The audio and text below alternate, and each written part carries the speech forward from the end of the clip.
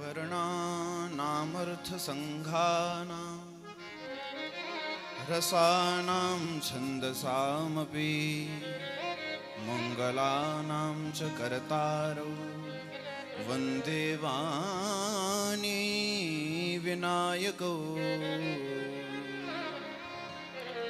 नवार्कविम्बुदमुद्गलद्धलत्ताटङ्ककेयूर्किरीटकङ्कणाम् स्फुरत्पुरन्नूपुररावरञ्जितां नमामि कोटीन्दुमुखीं सरस्वतीं वन्दे सदाहं कलहंस उद्गते चलत्पदे चञ्चलचञ्चुसम्पुटे निर्धौतमुक्ता फलहारसञ्चयं सन्धारयन्तीं सुभगां सरस्वती। श्री राम राजा सरकार की श्री कथा महोत्सव की सब संतन की सब भक्तन की जय जय श्री राधे। राम कथा यहाँ हो रही है तो थोड़ी सी राम कथा के ऊपर ही हम चर्चा करेंगे। राम कथा का जो प्रारंभ है वो वा अक्षर से है, वर्णानाम अर्थसंघानाम। वा अक्षर से है और विश्राम कहाँ है? प्रिय लागई मोहि राम। वा से प्रारंभ है और मां अक्षर पर अंत है। आदिरंतेन सहिता, इन दोनों को अगर जोड़ दिया जाए तो क्या होगा? वम। वम जो है वो अमृत बीज है। कहने का तात्पर्य ये है कि ये रामचरितमानस जो है ये अमृत प्रदान करने वाली है, अमृत स्वरूप है। और अगर हम हिंदी ग्रामगिरा से प्रारंभ माने तो कहां से प्रारंभ है रामचरितमानस? जो सुमिरत सिद्ध होए, जा से प्रारंभ है। जा का हमने पहला अक्षर ले लिया, जो सुमिरत सिद्ध होए जा पहला अक्षर ले लिया, और विश्राम मां पर है, दोनों को जोड़ दिया तो क्या हो गया? जम। जम जो है ये दग्धाक्षर है, जो सारे पाप ताप संताप को नष्ट कर दे। ऐसे श्री रामचरितमानस जी हैं और ऐसे श्रीमद् भागवत भी हैं। श्रीमद् भागवत का जो प्रारंभ है वो भी जा अक्षर से ही है। जन्माद्यस्य तोन्मयादितरतस्, जा से प्रारंभ है। और विश्राम कहाँ है? तम नमामि हरिम परम, मां पर विश्राम है। तो यहां भी जम बन गया, ये भी दग्धाक्षर हो गया, ये भी सारे पाप साप संताप को नष्ट करने वाली है। और सुखदेव जी ने जो बोलना प्रारंभ किया है वो कहां से प्रारंभ किया? वरीयान सुते प्रश्न, वा से प्रारंभ किया। वा को हमने ले लिया और अंत में मां पर ही विश्राम है। सर्व पाप प्रणाशनम प्रणामो दुख समनस्तम नमामि हरिम परम, दोनों को जोड़ दिया तो क्या बन गया? वम।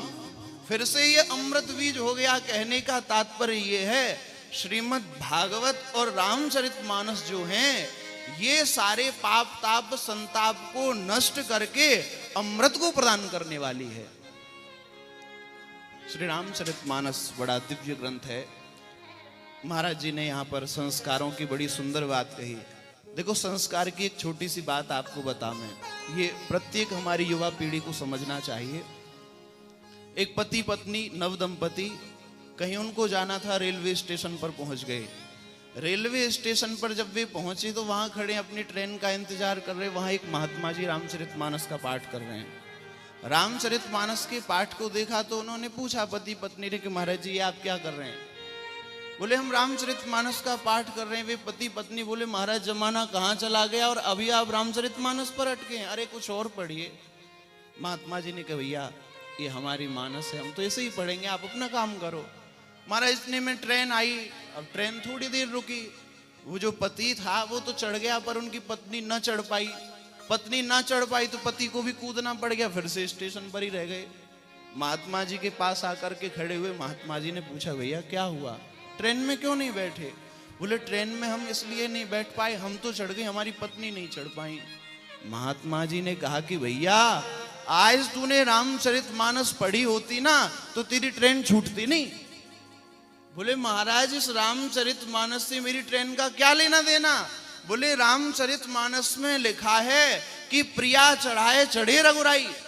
अगर तू पहले अपनी पत्नी को चढ़ाता और बाद में स्वयं चढ़ता तो आज ट्रेन छूटती नहीं। देखो ये दर्पण है रामचरितमानस, ये हमें दिखाता है हमारा जीवन कैसा है। कहीं हम ताड़का जैसे तो नहीं हैं, या फिर हम कहीं कुंभकर्ण जैसे तो नहीं हैं, कहीं हम कौशल्या मैया जैसे तो नहीं है। हमें झांक करके देखना है हम कैसे हैं। श्री राम जी महाराज जो हैं वे अनंत गुण संपन्न हैं। अखिल हेय प्रत्यनी कल्याणैकतान स्वेतर समस्तु वस्तु विलक्षण, सौशील्य वात्सल्य मार्तव आर्जव सौहार्द सौम्य कारुण्य वात्सल्य गंभीर चातुर्य स्थैर्य धैर्य सत्य काम सत्य संकल्प कृतत्व कृतज्ञता, ये सब अनंत गुण परमात्मा उन श्री रामचंद्र के अंदर हैं। एक उनका गुण है शौशील्य। शौशील्य जो गुण है, हमारे राम जी इतने सरल हैं कि वो सबसे मिल लेते हैं। बंदर भालुओं से भी मिल लेते हैं, देवताओं से भी मिल लेते हैं, राक्षसों से भी मिल लेते हैं। कितने सरल हैं महाराज। आजकल थोड़ी सी टीआरपी मिल जाए किसी को तो वो केवल अपने लेवल के व्यक्ति से ही मिलना चाहता है। वो किसी ऐसे व्यक्ति से नहीं मिलेगा, वो सोच संकोच मानेगा, भाई क्यों मिले हम उससे। परंतु राम जी ऐसे सौशील्य गुण वाले हैं, वो सबसे मिल लेते हैं। प्रभु तरु तर कपिडार पर ते किए आप समान। श्री राम जी महाराज जो हैं वो इतने शीलवान सौशील्य गुण वाले हैं कि राम जी तो नीचे बैठे हैं और बंदर जो बैठे हैं राम जी के ऊपर वृक्ष पे बैठे हैं। ऊपर बंदर बैठे हैं और कैसी उनकी पूंछ है, लांगूल पिच। उनकी बड़ी गाय की पूंछ के समान बड़ी लंबी लंबी पूंछें हैं, और पूंछें जो लटक रही हैं वो पूंछें राम जी के मुख के आगे आ रही हैं। राम जी को बड़ा व्यवधान हो रहा है। भाई किसी के सामने बहुत सारी रस्सियां टांग दी जाएं तो बड़ा व्यवधान तो होता ही है। तो ऐसे ही वो सब पूंछें टकी हुई। अब राम जी को किसी से बात करनी है, सुग्रीव जी से, अंगद जी से, तो ऐसे पूंछों को हटा करके और तब देखते हैं और तब बात करते हैं। लक्ष्मण जी को बड़ा क्रोध आया कि राम जी को कष्ट हो रहा है। राम जी से बोले, प्रभु देखिए तो सही, ये बानर जो है ये कितने उद्दंड हैं। आप बस आज्ञा दीजिए, अभी मैं इन सब की पूंछ को अवनिया कर देता हूं। अमनिया मतलब हमारी साधु साई भाषा में काटना पीटना नहीं कहते, अमनिया बोलते हैं।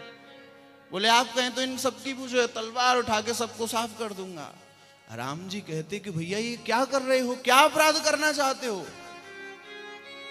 हमारे कुल में शोकान शोको ही परंपराया, शोकों की परंपरा चली आ रही है। हमारे पिताजी का भी देहावसान हो गया, जानकी का हरण हो गया, माताओं की ममता भी हमसे छूट गई।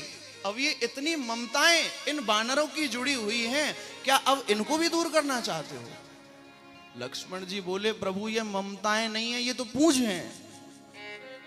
बोले नहीं भैया, ये ममताएं ही हैं, क्योंकि कपि के ममता पूंछ पर। तो इन ममताओं को मुझसे दूर ना करो। एक छोटा सा उदाहरण देकर के मैं वाणी को विराम करूंगा। ये रामचरित मानस जो है ये जीना भी सिखाती है और मरना भी सिखाती है। मरना किसने सीखा है? मरना सीखा है बाली ने। बाली ने ऐसा कौन सा पाप नहीं था जो न किया हो, सारे पाप उसने किए हैं। श्री राम जी महाराज भी कह रहे हैं, अनुज बधू भगनी सुत नारी, सुन सठ कन्या समये चारी, इन्हीं कुदृष्टि विलोक ही जोई, ताई वधे कछु पाप न हुई। अपनी बहन, अपनी पुत्र की स्त्री, अपने भाई की स्त्री, छोटे भाई की स्त्री और अपनी कन्या, अगर इन चारों को कोई कुदृष्टि से देखता है तो उसका वध करने में कोई पाप नहीं। और श्रीमद् वाल्मीकि जी भी कहते हैं, और सीम भगनीम बापी भार्याम बाप्यनुजस्येह प्रचरित नरह कामात् तस्य दंडो वधस्मृत। जो इन पापों को करता है उसका वध कर देना चाहिए। और ये पाप किए भी हैं वाली ने। इनका भी पुराणों में, ग्रंथों में अनेक रामायण हैं। बिलंका रामायण है, अध्यात्म रामायण, अद्भुत रामायण, बहुत सी रामायण हैं। कहीं ना कहीं इन सब का उदाहरण मिलता है, ये बाली ने सब पाप किए हैं। भाई अनुज वधु सुग्रीव की पत्नी को अपने पास में रखता है। श्रीमद् वाल्मीकि जी कहते, रूमायाम वर्तसे कामात् इष्णुसायाम पाप कर्मकृत। सुग्रीव की पत्नी रूमा को अपने साथ में रख करके बलात् उससे उपभोग करता है, ये पाप किया उसने। और भगनी, भगनी कौन है? ये इंद्र का पुत्र है। जब सुग्रीव और बाली युद्ध करने के लिए गए हैं। वो दैत्य कथा आप सबने सुनी होगी। वो गुफा में प्रवेश कर जाता है, बाली पीछे से प्रवेश कर गया। सुग्रीव को कह दिया प्रतीक्षा करना। बहुत समय हो गया, सुग्रीव ने गुफा को बंद कर दिया, सोचा कि मेरा भाई बाली भी मर गया। परंतु बाली उस गुफा में उस दैत्य को मार करके स्वर्गलोक पहुंच गया। स्वर्ग में अपने पिता इंद्र की पुत्री जयंती पर भी उसने कुदृष्टि डाली, ये अपराध किया। फिर अपने पुत्र अंगद की भी जो पत्नी थी, अंगद की पत्नी, उस पर भी कुदृष्टि डाली। वो पंपा सरोवर में स्नान कर रही थी। स्नान जब वो कर रही थी, वहां जाकर के भी इसने कुदृष्टि डाली। तब अंगद की पत्नी ने श्राप देते हुए कहा कि बाली, अगर आज के बाद में तू यहाँ सरोवर पर आया और तूने किसी पर कुदृष्टि डाली, कुदृष्टि तो क्या, इस सरोवर के कमलों को भी अगर तूने देख लिया, उसी दिन तेरा प्राणांत हो जाएगा। राम जी सब कुछ जानने वाले हैं। तो राम जी ने भी क्या किया, राम जी ने जो माला पहनाई है सुग्रीव को, उसी सरोवर के कमल की माला पहनाई है। मेली कंठ सुमन के माला, उसी सरोवर के कमल की माला सुग्रीव को पहनाई। बाली ने उस कमल की मालाओं को देखा और भगवान ने बाण चला करके मार डाला, परंतु उसने मरना सीखा। देखो इतने पाप किए। पापी की मृत्यु जो होती है वो बड़ी कठिन होती है, बड़ी कष्टदायक होती है। अच्छा, व्यक्ति जब मरता है उसे कितना कष्ट होता है बताओ, बताएं। मरे तो हम भी नहीं है, पर बताए देते हैं। संतों से सुनाए हमने कि अगर एक बिच्छू काट जाए तो बड़ी पीड़ा होती है। ऐसे ही एक साथ में 1000 बिच्छू आपके शरीर में डंक मारे, ऐसे ही मरने वाली जीव को कष्ट होता है। इतना कष्ट होता है मरने वाली जीव को, 1000 बिच्छू काटे। परंतु बाली को बिल्कुल भी कष्ट नहीं हुआ। इतने बड़े पापी को बिल्कुल भी कष्ट नहीं हुआ। क्यों? क्योंकि उसने मरना सीख लिया। कैसे?